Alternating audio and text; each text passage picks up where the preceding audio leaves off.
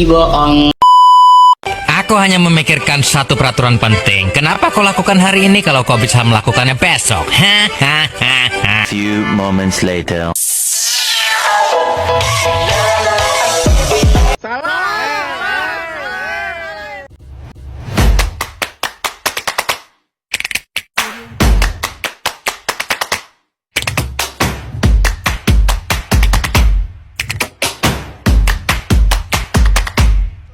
Hai teman-teman, perkenalkan nama saya Gea Anggun Dinara Nenggolan.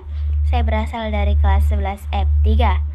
Nah, membuatnya saya video ini untuk menjelaskan kepada teman-teman mengenai materi pendapatan nasional. Nah, sebelum saya memulai videonya, apakah teman-teman di sini ada yang tahu apa itu pendapatan nasional? Kalau belum, tonton video saya sampai akhir ya. Sebelumnya, saya akan menjelaskan pengertian pendapatan nasional.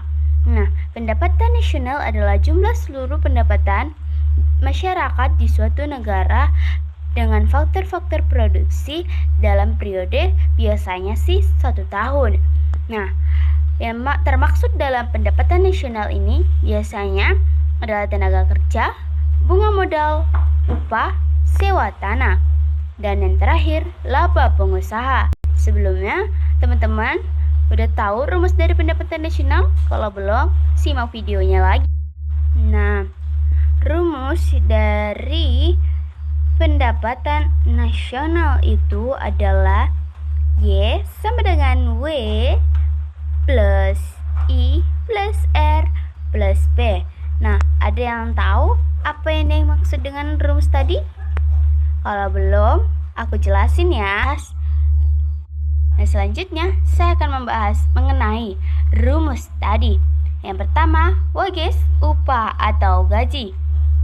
Nah, pengertiannya apa? Simak video ini. Pengertian dari upah dan gaji adalah pendapatan yang diterima tenaga kerja karena menyumbangkan tenaga atau kaliannya. Apa contoh nyata dari upah dan gaji ini? Contoh nyatanya adalah guru.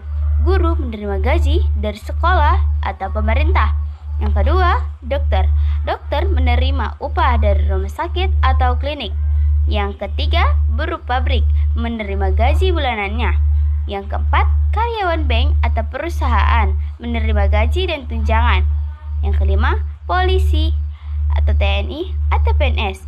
Gaji dari pemerintah nih biasanya. Nah, yang terakhir, petugas kebersihan, upah harian atau bulanan. Nah, selanjutnya saya akan membahas pengertian selanjutnya. Yang kedua, rumus I.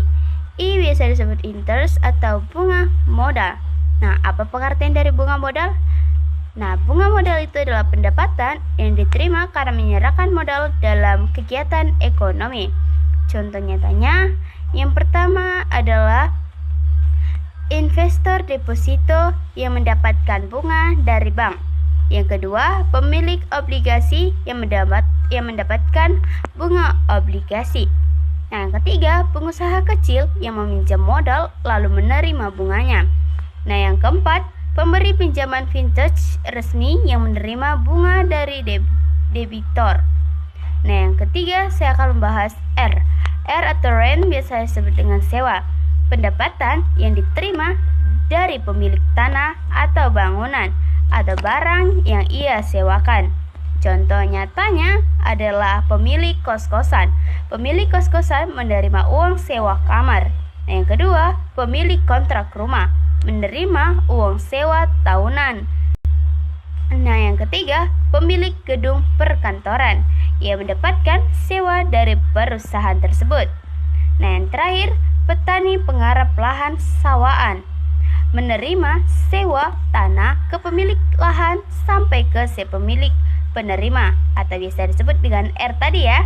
Nah, yang selanjutnya, pemilik kendaraan rental mendapatkan sewa dari penyewa mobil atau motor. Nah, yang keempat saya akan membahas P. P, profit atau laba usaha.